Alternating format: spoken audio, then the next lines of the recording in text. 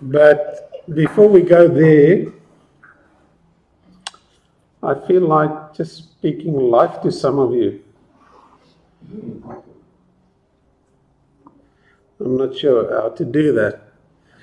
Maybe just reminding you that your life's got some purpose. And sometimes we think that, if we don't think it, at least we feel God forsaken. It's not a unique experience. It's not just you. Some of the rest of us also feel from time to time God forsaken. So for those who feel like that, and for whatever value it might have, to hear that God is still with you every step of your way, because He conspired with the whole universe for you to fulfill that purpose and destiny that He had in mind for you. So it's not as if, even though you might experience or feel that way currently, it's not as if He has forgotten about you or cancelled your purpose or thought your purpose to be redundant and not valuable enough to be lived by you. So sometimes one needs to hear that, just to know that God is still with you in it. And He still wants you to fulfill that purpose that He has in mind for you. And it's not like from a distance, it's not like He's sitting up there somewhere, which we think we call heaven, and He's like watching you from that distance, hoping that maybe, just maybe, you might fulfill that purpose that He had for you in mind. I think that picture is not truth. I think a more truthful picture would be that He is with you right now, right here, where you sit here. And His concern is for you to live that purpose and that destiny that He has in mind for you. I think ultimately He would like you to think that Jesus is the dream, but we're not there yet. We still think doing certain things and accomplishing certain things is the dream. And even though that might be the truth for you, that's also fine with Him. And for those that already has moved to that place where you know Jesus is actually the dream and not what you can do or contribute or accomplish, but He Himself is the dream, for those He also wants to encourage to just keep on keeping on. Keep on doing what you're doing. Keep on producing from your beingness that which He has imparted into your being. Keep on bearing that fruit. Because that fruit is sweet to Him and to those around you and even to yourself. And for those that are at that place that you really desperately need to be encouraged to know that you are making a contribution and your life is valuable, I want to tell you, your life is valuable. If I can be so brash as to say, I want to speak those words as if our Father Himself is saying those words. Your life is valuable.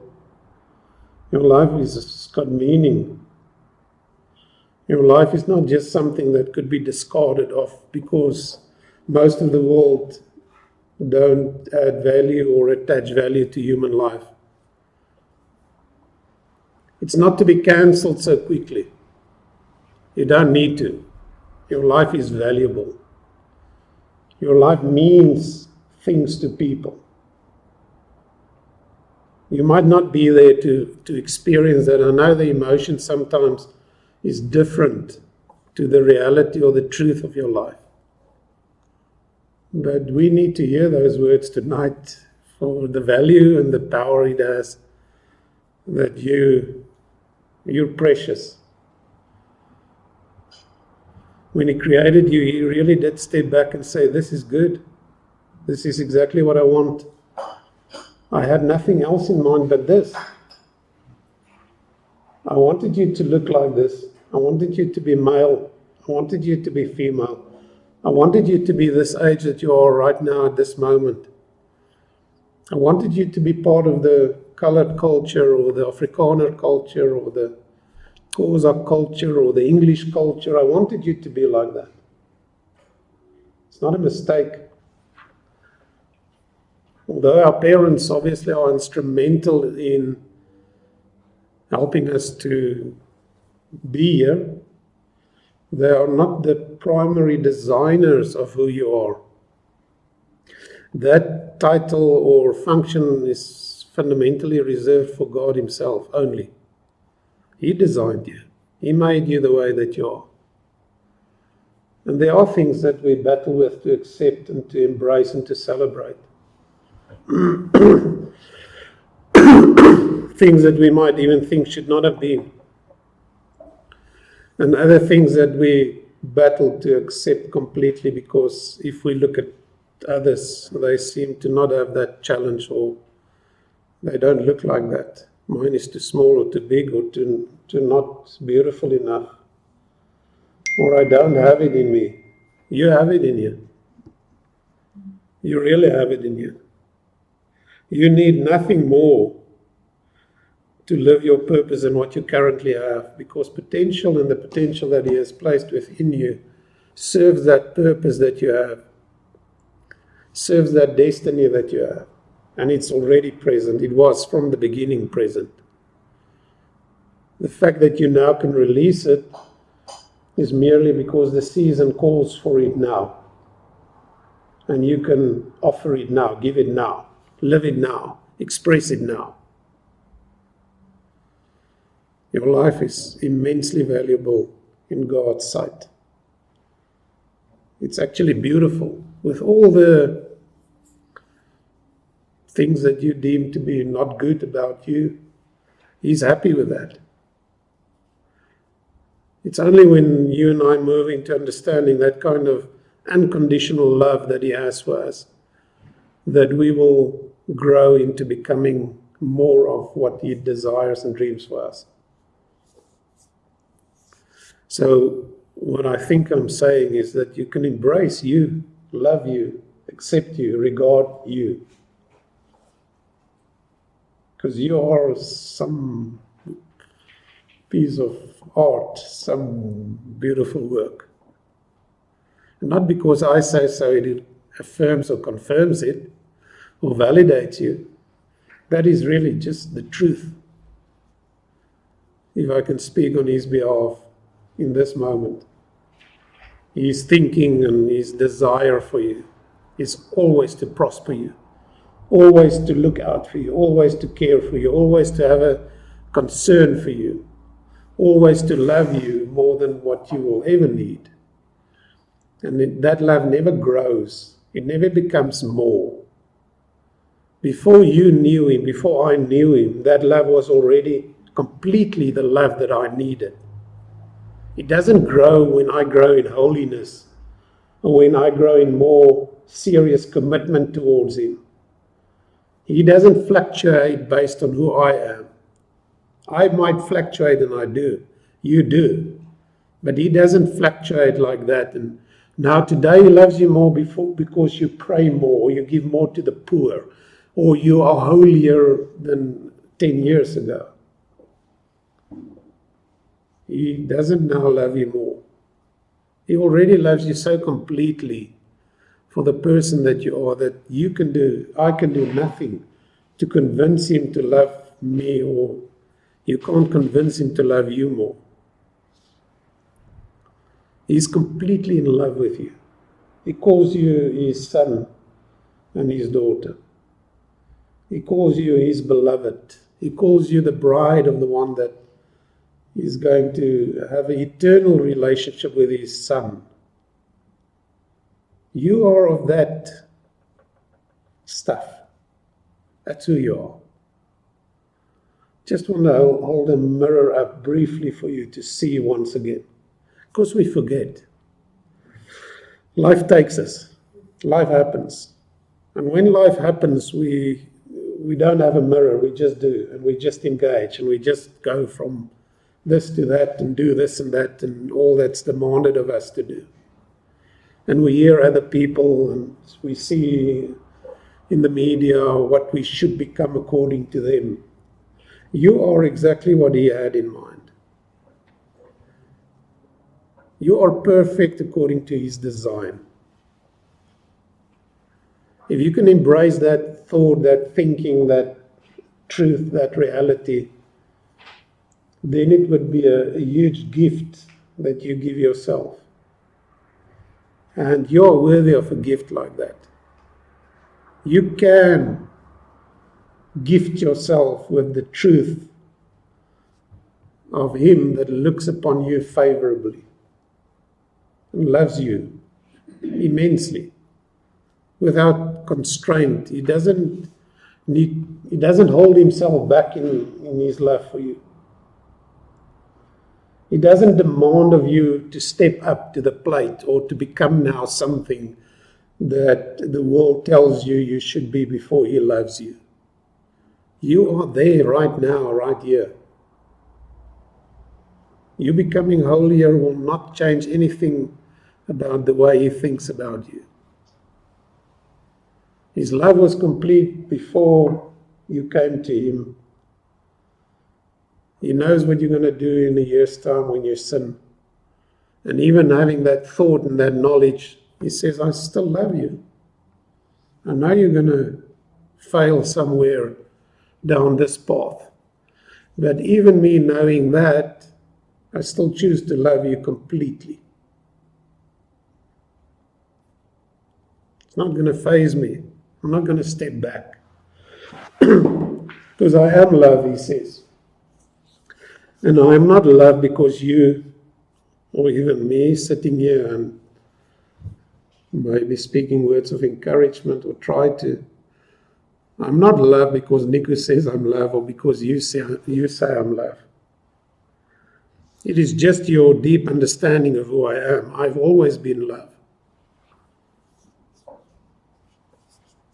So for those that need to hear these words, take courage. Your Father is in love with you. Take courage. Your groom desires you exactly the way you are today. His heart is for you. His whole mind is set on you. If it be true that he wakes up in the morning, he wakes up with you on his mind. If it be true that he goes to bed at night, he goes to bed with you on his mind. I know we don't believe that he goes to bed because he doesn't sleep, doesn't slumber. We want to believe that, and it's fine that we do. So in his whole existence, you are the center point of his existence. You are everything that his existence is all about. It's you. It's me. It's us. He desires nothing more than you and me. If we were to judge his love by the price he paid to be in relationship with us, it was a serious price he paid. It was like, what more can you give in order to get more to become yours? There's nothing more that he could have given when he gave his son. There's nothing more precious to him that he could have given or sacrificed. He really gave it all. And he doesn't expect you now, because of what I say, to now step up to the plate and earn this love that he wants to extend to you. No. It's not our doing that convinces him to love us. It's a kind of just entering that rest, knowing that he will wash us, that we can bathe in him, that we can become one with him, knowing that he has total, complete, utter, unconditional love for us, on the merits and on the nature of who he is, and not on what we have done right or what we can do wrong. He has never accepted us on the basis of what we can do right. And because that is truth, he can never reject you on the basis of what you do wrong. Because it was never us in the first place that convinced him to love us. I couldn't convince him.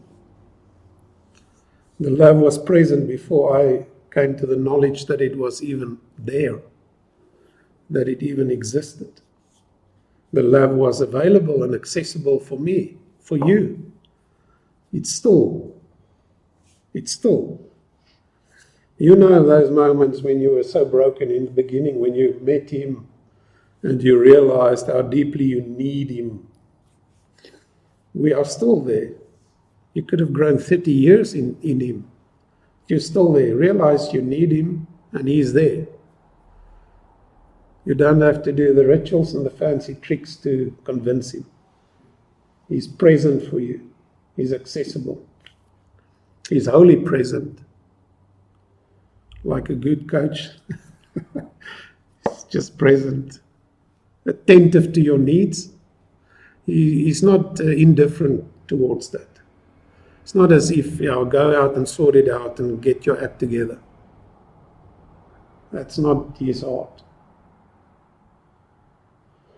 His heart is more like, come to me, I'll take your burden. Take my yoke, it's light. Come rest in me. I'm your peace. And I desire to be that for you. Not by any merit of what we can do to earn that. With him it's beingness and not doing. He is really the being. And therefore there's none of our doing that can change that. None of our good doing, which is good. We don't have to cancel that. Neither of our bad doing can convince him to love us.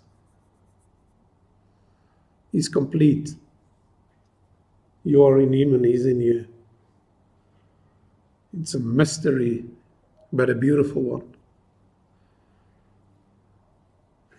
So I just thought we should see him like he is and not the figment of our imagination. And what the whole world tells us, that you should this and should that. You should nothing. Maybe you should just love him. Or maybe if you should just allow him to love you. We can't add anything to a completed work which has already been done for us on our behalf, so that we can enter into him fully. We can't add. And it makes it difficult because we are Westerners and we think we have to work to make this happen. You can't work to make this happen. This is a being thing, not a doing thing. So enter into his rest. Enter into him. His presence is available to us. I know we ebb and flow. I know we've got ups and downs.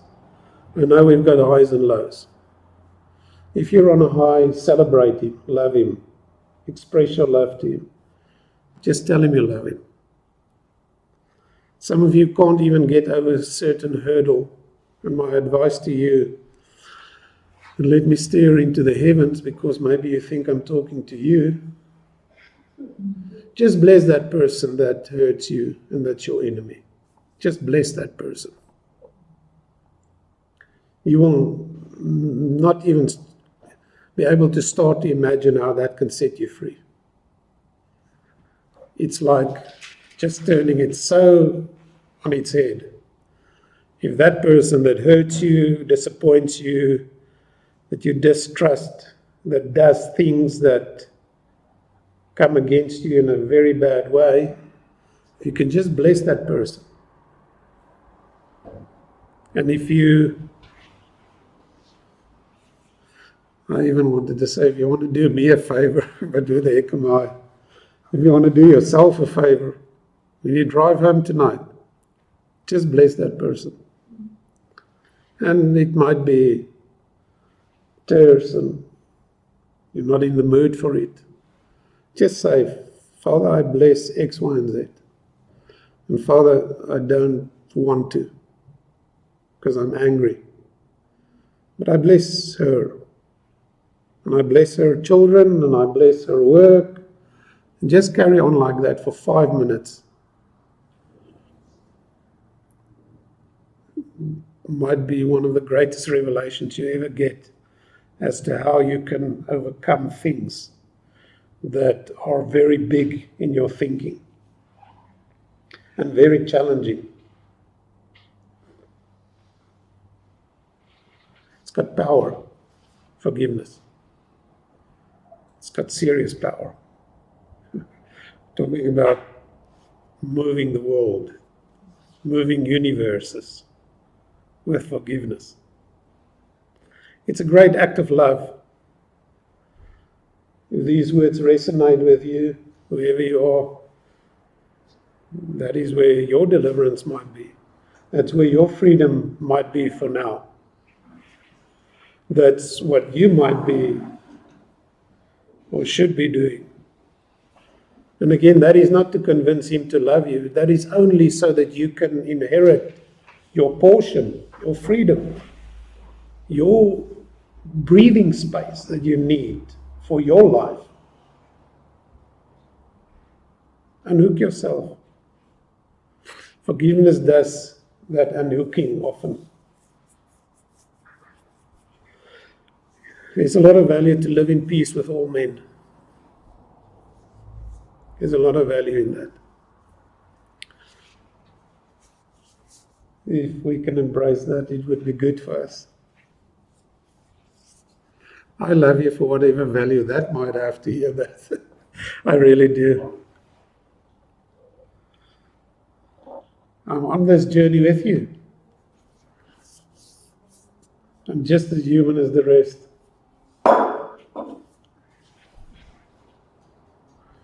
Yeah, I just wanted to encourage you with those words.